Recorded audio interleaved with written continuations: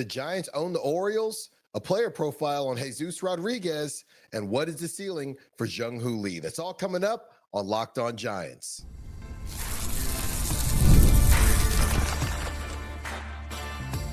You are Locked On Giants, your daily San Francisco Giants podcast, part of the Locked On Podcast Network, your team every day. Hello and welcome to Locked On Giants, part of the Locked On Podcast Network, where it's your team every single day. My name is Alan Stiles. On the show, we provide daily episodes Monday through Friday talking about the San Francisco Giants in a way that combines passion, analytics with the eye test, and a little bit of fun. I'm from the Bay Area. I also host a show in Sacramento, Sacktown Sports 1140, where I live now, 10 a.m., 2 p.m., the Alan Stiles Show. Go check that out, as well as emceeing Sacramento River Cats games. All in all, I'm lucky enough to cover a team I've been a fan of all my life. The Giants own the Orioles, a player profile on upcoming catcher Jesús Rodríguez, and let's talk about Jung Lee's ceiling. Today's episode is brought to you by FanDuel. Football season is around the corner. Visit the FanDuel app today and start planning your future bets now.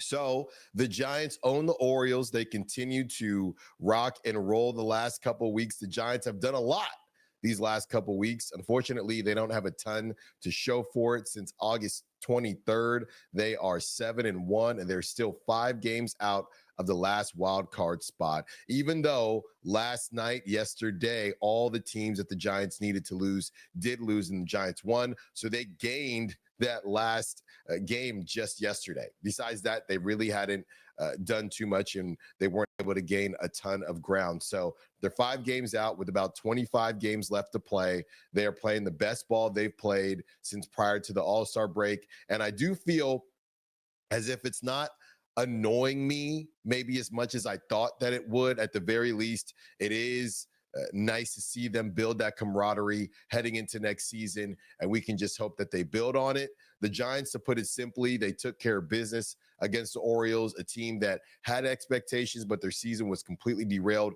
by the injury bug and some other things that happened within that org as well. Every game was a blowout, which was a bit bizarre, but the Giants ended up on the right side of those blowouts more often than not, and it was nice to see the Gigantes turn it up offensively. As far as who played well, when you put up those types of offensive numbers, everyone deserves a shout, but Devers, to me, continues to show why this was the right move from Buster Posey, and the contract is a contract. It's not Buster's money.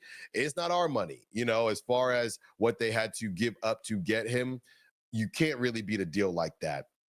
The Giants do have a quick turnaround. Now they have to go to Coors Field to take on the Rockies in a day game. Some of you may be listening to this and watching this, however you may be listening to this podcast on all your favorite podcast platforms or on YouTube. And Kai Tang is pitching because Carson Whisenhunt strained his back. So that's a tall order. I'm just going to say that for Kai Tang. Kai Tang, to me, has been put in a tough spot. I know a lot of these guys, they're starters as they get into the league. I have said it before, and I'll say it again. I'm not sure Kai Tang is a starter at the big league level, and that's not really a knock. I wouldn't call that a knock at all. I think he can be a pitcher at the big league level, but I don't think he is a starter. Now, the Colorado Rockies have been scuffling all season, right? The last couple of years, to be completely honest with you. So that is, I guess, a positive, but on the other side of things, it's still Colorado, and Kai Tang, he tends to give up some hard hit balls. So this is going to be quite the adventure. The Giants, I know I said I wasn't going to do it too much, but come on, man. They keep winning, so it's hard not to. And there's a specific reason I'm bringing up the strength of schedule according to Tankathon. The Giants have the second easiest schedule left, according to Tankathon. The Mets have the 4th hardest schedule left, according to Tankathon. With that being said, there's a ton of weight on these Rocky games. That's why I'm bringing this up, because obviously Kai Tang is kicking off the series for the Giants, and this is a game where you look at that weight, every game changes your strength of schedule. So I would venture to say that when we do this show tomorrow, because we are on Monday through Friday, go tell all your friends about us.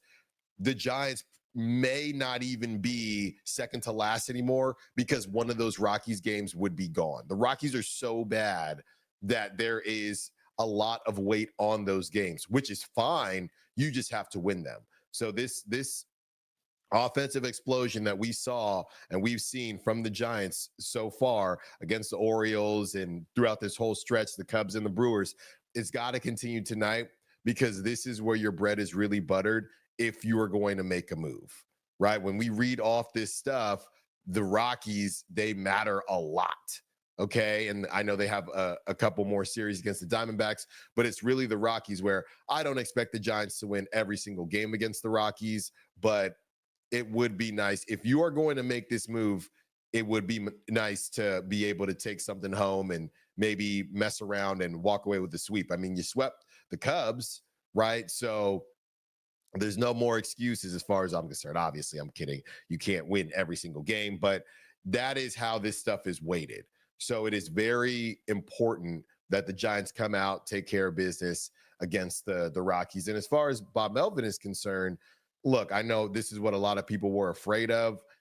I can't even really rack my brain around it right now. The reality is, even if they add him on there, they've already picked up the option, but let's say they let him go into 2026, he still would be essentially on a lame duck contract, right? So I think that's also why it's fascinating that they decided to go with this 1-year option versus just extending him if you were really happy with him, right? So they can go through this season, and if, let's say, the vibes don't carry into 2026, Buster Posey, I know it's on record that Buster Posey wouldn't want to make a move during a season, but you're going to get to the point where you either extend Bob Melvin or you, I guess, let the whole thing play out. I think if you have somebody in mind and it does get ugly, what is the point of waiting? So we're not there yet, but I know that this was a fear of a lot of fans, that the Giants were going to do this thing after they win 500. And don't get me wrong, I don't want to downplay how annoying it is. I'm not trying to do that at all. It is annoying. It's incredibly annoying. I'm to the point now where, okay, well, if you're going to sit here and win these games, well, then just win them all and go ahead and sneak into it. I find that, or mentally right now, I have found that the idea of the Giants being a game or two out somehow wouldn't annoy me as much. And I know it's kind of backwards, but somehow wouldn't annoy me as much as if they went on a stretch and it was for nothing, right? I think I'm to the point, as the Giants obviously haven't been in the playoffs since 2021, feels like forever. I don't even know if I had facial hair the last time they won a playoff series. I'm kidding. I've had facial hair for a very long time, but I'm to the point now where, as sad as this is going to sound, the idea of the Giants just being in the race, I'm trying to make myself feel good to the point where the race to possibly get into the playoffs is going to be the playoffs for me. I know that sounds incredibly sad for an organization like the Giants, but for me, that's going to keep me engaged, right? Until they start pulling up new players, and we're going to talk about Jesús Rodríguez as well. Until they start doing that, and I love what I'm seeing from Drew Gilbert, still playing with that, with the hair on fire type of swagger. But that's how I am approaching this. You don't have to. You can complain in the comments, and I reply to everybody that I can. But for me, until they have enough, like if they lose, it's also just a matter of, it's over when it's over. If they lose this series to the Rockies, then it's over. But they haven't done that. Like I said, 7-1 since August 23rd. Once they do that, I'll react accordingly. But if they keep winning, then that is how I'm going to attempt to take this in, digest it, and enjoy it. Let's get to the next segment, a player profile on someone that could start to push Patrick Bailey. Jesús Rodríguez. Don't move. More Locked On Giants coming up. Hey, Locked On Giants fans, are you still paying full price for gas? Stop leaving money behind. Get real cash back every time you fill up with the free Upside app.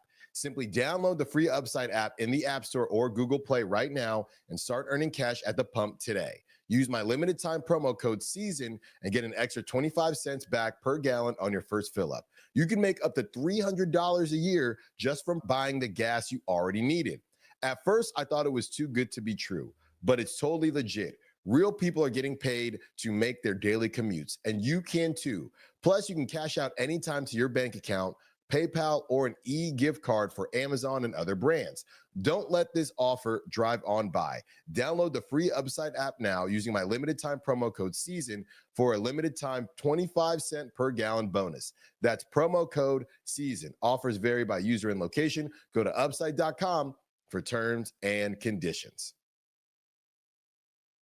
The NFL season is almost here, and FanDuel is making sure you're ready for kickoff with a can't-miss offer. Right now, new customers can bet just $5, and if your bet wins, you'll get $300 in bonus bets to use across the app.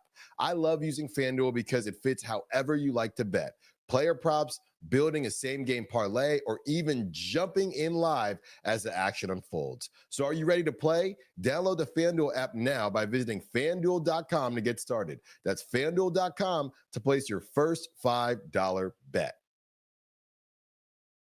We have an important request. Locked On wants to hear from you. We've put together a survey to learn more about our listeners and make your favorite podcast even better. This is your chance to tell us what you like, what you don't, and answer questions about our advertising. Go to lockedonpodcast.com/survey to get started. Everyone who completes the survey will be entered for a chance to win one of 10 $100 Amazon gift cards. Again, that's lockedonpodcast.com/survey. You can also find the link in the show notes. Thanks for helping us out. Okay, it is time for our second edition of Player Profiles. And this one is on someone I think is kind of sneaking a little bit under the radar. His name is Jesús Rodríguez. He is a converted catcher that came over in the Camilo Doval trade and has done nothing but absolutely raked since joining the River Cats in AAA. In AAA total, he's slashing .318, .401, and .424 with an OPS of .831. Specifically with the River Cats, he's at .319, .402 and .404 with a couple of home runs. Even though he hadn't been able to get behind the plate until recently because of arm soreness, this scout that spoke with SF Chronicle seems like he has high expectations for Rodriguez. Here's the quote. "I like what I've seen so far." One scout who was at Sacramento's games this month. "If I had to guess, I think he'll be a steady frontline catcher at the major league level, a reliable contributor." This is what Lance Burkhart had to say, a Giants catching coordinator for the Chronicle as well. "Watching Jesús move, he's got a great build. He's athletic, he throws well, and he receives well," Burkhart said. "The athleticism behind the plate is an asset, and he has a great understanding of what this is all about and how to get the work in." And honestly, this is exactly what the Giants need right now when it comes to Patrick Bailey, right? Not to mention on Friday, the Apple TV broadcast, Heidi Watney, who's an MLB field reporter, she wasn't so sure that Adley Rutschman would even be dealt because Basayo, we spent some time talking about Samuel Basayo, he may not even be an everyday catcher. They just know that he's a hitter. They got him on a nice contract as a young player, and he's DH, he's played first, and he has caught. So the Orioles may not even be moving Adley Rutschman, and he is one of the leaders of that squad. You know, it was a quick little flash in the pan that they had, but if they want to get back, I don't know that moving Adley Rutschman immediately after one down season is the way to go.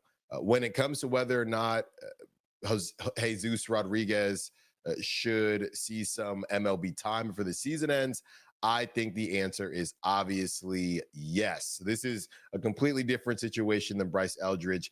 Jesús Rodríguez does not have the weight of the world on his shoulders. He's also 3 years older than Bryce Eldridge, and I think it could give Patrick Bailey a little kick in the pants heading into the offseason, right? And as well as Buster Posey, it could give him and the organization a look to help them decide how they want to handle that position heading into the offseason. If they give Jesús Rodríguez, if they can find a way to get him 20 at bats, I know it's a small sample size, but these guys know the game better than anyone, right? They can at least say, okay, we like what we've seen, and maybe we don't have to go as aggressive. If Adley is available, we're interested, but maybe we don't want to move off of X pitcher or a Y pitcher because of it. And from what I've seen in my time with Jesús Rodríguez in Sacramento, again, he's just another knock getter. And I know I've talked about knock getters, guys that just get on base. And, we've talked about that with Elliot Ramos. I know I've talked about that in not a negative light, but how does that track these days? It is coming back in style, period. By the way, just with baseball and the different stolen base rules, you're just trying to get dudes on base and make things happen. And we know that's what playoff baseball is about. I would also say that being a knock getter is completely different when you're a catcher, right? You are a corner outfielder in Elliot Ramos. Yeah, it would be nice to see a little bit more power, a little bit more pop. He doesn't steal a ton of bases. He really can only play a corner spot. You're not at a premium position. We're going to talk about the premium position as well as we get into Jung Lee in the next segment.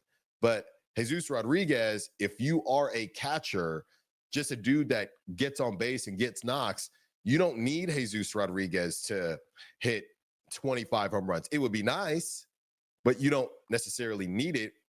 What you don't need is somebody that just continues to strike out and is a complete nothing in the lineup. And that's not who Patrick Bailey is, but that is who Patrick Bailey has been this season. And you can't have that. So you don't need everyone to be the big dumper in Seattle. You don't need that. And we've never needed that. You need somebody that a pitcher has to at least pay some attention to, as well as the rest of the lineup. You can't just be an automatic K. And I know I'm being a little bit hard on Patrick Bailey, but that's who he's been this season. So I think this is a much safer play if you are the Giants. Adley Rutschman, it's the injury thing. That's something that could also kind of hinder not just the Giants, other teams, and it could maybe hinder what his value is. So I'm not against it. Like I said last week, I'm not going back on that. But this is another option at that position. If Jesús Rodríguez continues to ball out and do what he's been doing this whole time, then you can say, okay, we like Adley. If we see it at a good price, cool, right? But if not, let's go ahead and rock and roll with who we have and see if we can bring Jesús Rodríguez up, get him going, and get a little bit of a competition. Right? There's not many spots where there's no competition for the non-big money players. So Patrick Bailey, you need something there to make him feel as if, all right, I got to play with my hair on fire a little bit. And with that being said, let me be very clear. If anybody knows, I'll look back tens and thousands of times. I'll look back at my stats and I say, how, right? How were you not just a little bit better? Because you sit there and in your mind, as fans or whoever it is, you think, I should be able to do this, right? What happened? So nobody is up there trying to strike out. And I know that sounds like a kind of a cliche, obvious statement, but it is the truth. And I know Patrick Bailey, it's really been tough on him this season. With that being said, these guys get paid the big bucks. And your Buster Posey, specifically that position, you know what it takes to succeed. And you know that you cannot have the lack of production that the Giants just had. So whether you do it through free agency, a trade, or you do it internally, life is about competition. And the problem right now is that Patrick Bailey has zero competition. Sam Huff, who's out here in Sacramento, has really looked forward to working with Jesús Rodríguez and getting him on the right track defensively as he's still getting used to that position. But he's taken to it pretty well already. And I don't know that bodes well for Patrick Bailey. And people want to talk about ABS and when that comes, Patrick Bailey's value. I'm not even going all the way there yet. I'm just saying, as far as how the game should be played, every position should have some level of competition unless you're making a ton of money. Even after you're making a ton of money, that shouldn't be an excuse, but we understand how the business works. But if you're not making a ton of money, somebody should be on your heels. And I think that Jesús Rodríguez can be on Patrick Bailey's heels sooner than we think. One more segment with you when we return. Let's talk about a similar case. I don't say that to be disrespectful, but a similar case in Jung Lee as far as his ceiling and any competition that he might have to deal with as far as the Giants are concerned. One more, don't go anywhere. More Locked On Giants coming up. This episode is brought to you by Prize Picks, the daily fantasy app where making the right call can actually pay off. You and I make decisions every day, but on Prize Picks, being right means cashing in. With football back, Prize Picks is the simplest and fastest way to get in on the action. Just pick more or less on 2 to 6 player projections, and you can turn your takes into real prizes all in less than 60 seconds. I've been playing Prize Picks lately, and it's such a fun way to stay locked in for the season. It's quick, easy, and honestly, my favorite way to follow along with football. And the best part, even if one of your picks misses, Prize Picks invented the flex play so you can still double your money. Download the Prize Picks app today and use code LOCKEDONMLB to get $50 in lineups after you play your first $5 lineup. That's code LOCKEDONMLB for $50 in lineups after your first $5 play. Prize Picks, it's good to be right. I've been meaning to tell y'all about my new favorite jeanswear brand, Duer. I've been living in their stretch canvas utility jacket, and honestly, they've completely changed the game for me. The best part, Duer just opened a brand new store right here in Hayes Valley, and let me tell you, you're going to want to stop by. I've worn my Duer jacket to work, running errands, grabbing dinner with friends, even at sporting events, and they never miss. They have 5 times the stretch of traditional denim, so you get that perfect fit without feeling restricted. The Cool Max technology regulates your temperature and wicks away moisture, perfect for those unpredictable San Francisco days. Duer combines classic jeanswear style with the comfort and performance of athletic wear. The best of both worlds. Once you try them, they'll be your go-to. Visit their new store that is now open at 567 Hayes Street in Hayes Valley and mention my code LOCKEDONSF for 15% off your first order. Or shop online at shopduer.com/LockedOnSF. That's DUER for 15% off.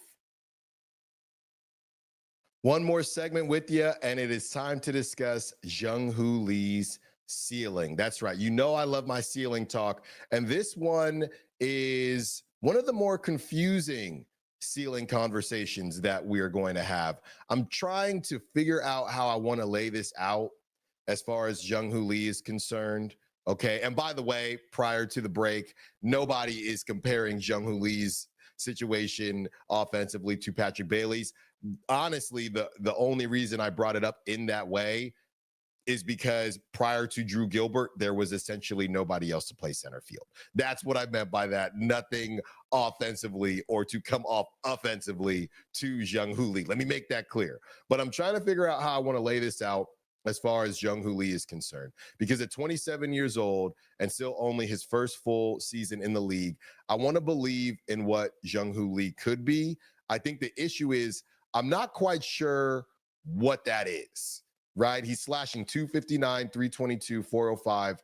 And on a really cool note, he's the first player in the Oracle Park era to hit 30 doubles and 10 triples. He turned 27, like I said, not too long ago, and is the best outfielder on the team as far as everyday guys. I think you could probably throw Drew Gilbert in there, but it's Jung Lee. I just think Drew Gilbert is at least close, and Grant McCray, like I said, these aren't everyday guys. So Jung Lee is by far the best outfielder out of your everyday rotation.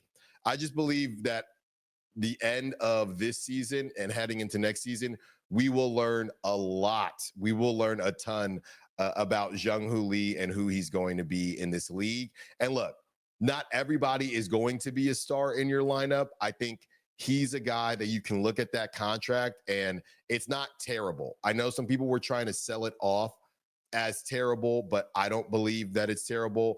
MLB contracts can be all over the place, so it's hard to find comps, but I have some for you. He's the 12th highest earning outfielder, okay, in the league right now, which might sound high, but if you look at some of the names, it's not that ridiculous. And like I said, baseball is just tough in general because arbitration and when they have opportunities to get paid. So, and obviously he came over from the KBO and he's a little bit older. So it's not as easy as other sports to just compare, hey, here are all the quarterbacks and here are all the wide receivers. It's not that simple. So he's making $2 million more than Corbin Carroll, but of course, Corbin Carroll signed that and he was a little bit younger. Corbin Carroll's going to get at least another huge contract. He's making $2 million more than Corbin Carroll. He's making more than Brian Reynolds. He's making more than Nick Castellanos, who is kind of struggled for the Phillies. Ronald Acuna Jr., which we all know was a steal in theory, but also Ronald Acuna Jr., stuff for him to stay on the field, along with Byron Buxton. Again, he started to figure it out. Can't really stay on the field. I know Jung Lee missed a ton of time last season, but this season he's been available. So that's my whole point. It's, you can sit there and say, well, these guys are way better than Jung Lee, but everybody kind of has their quirks around this price range. You just see a drop off, and once you get to this price range, this is more of what you start to see. So I don't really think it's a matter of whether or not he's overpaid. It's more of a question of, what does he mean to you? And I think what he means to the Giants is that the Giants need to thank their lucky stars that they have him, because the other outfielders are a bit shaky to be nice, right? There's no other, you either go with Drew Gilbert or Jung Lee. Those are your only two center field options, but with that being said, I think Jung Lee maybe should be a little thankful as well that there isn't a ton of competition right now outside of Drew Gilbert. And Drew Gilbert has gotten a decent amount of time. Jung Lee will get those days off, as all of the kind of vets do, but Drew Gilbert, they're definitely showing, the Giants are, that they like what they see from Drew Gilbert. They continue to go back to him, and for whatever that's worth, I think it's good, because I think, me, I love me some Drew Gilbert, but I just, same conversation as Patrick Bailey a little bit. Let's get a little bit of fire there, and somebody that, if there's somebody that you want to put, I guess, fire under somebody's pants, Drew Gilbert is that guy. I think what gets me a bit with Jung Lee right now is, like I mentioned, he'll have his off days, and I don't seem to go into those games thinking, okay, with no Jung Lee, they're missing X, Y, and Z, right? He's sitting at about, I think, 12 stolen bases. Crazy enough, he's 6'1", according to what I looked up. He's 6'1", so he's probably actually 6 foot. Shout out to all the media guides out there. But I did not think he was that big, to be completely honest with you. So we've talked about it before. He's 6'1", he's 6 foot. He's not a small guy. His swing, same with Drew Gilbert, to be honest, but his swing isn't great as far as the power is concerned. Playing at Oracle Park, he's going to have to be gap to gap, which he is. Like I said, 30 doubles, 10 triples, first to do that in the Oracle Park era. But, as far as center field being that premium position, I'm okay with what I'm getting from Jung Lee right now. I just think that next season, and he's not alone. Next season is a huge season for him.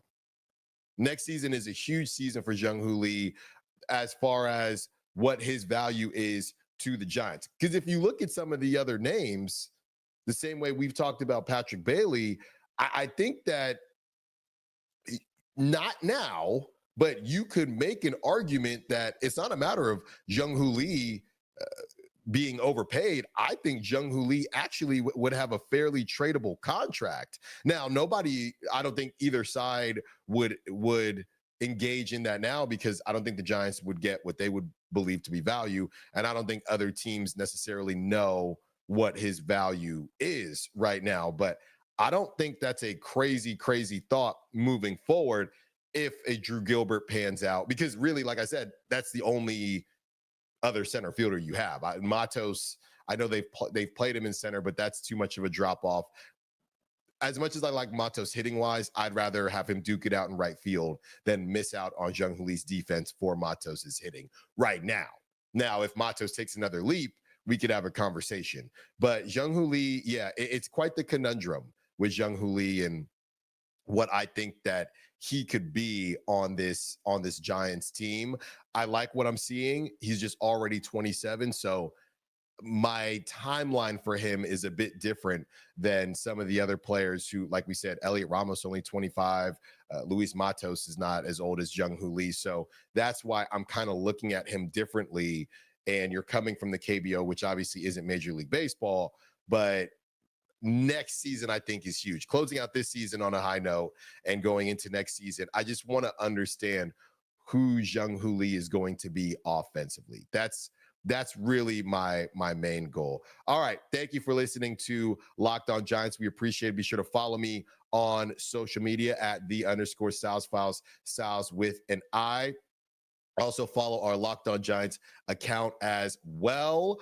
It's another big moment on Locked On College Football fans. Locked On and Fire TV present College Football Kickoff, your ultimate college football weekly preview. Drake Toll of Locked On Big 12 leads the conversation alongside two-time AP Coach of the Year, Gary Patterson, former college star Jesse Holley, and Locked On's local experts. A college football preview only Locked On can do. Catch College Football Kickoff every Thursday throughout the season, only on Fire TV. We will talk to you tomorrow. If you got today off, enjoy it. If not, hey, your day will go quickly, and hopefully we can help you with that day going by quickly. Monday through Friday, be sure to like and subscribe and download wherever you get your podcasts, and continue to spread that word. We will talk to you tomorrow. Until then, peace.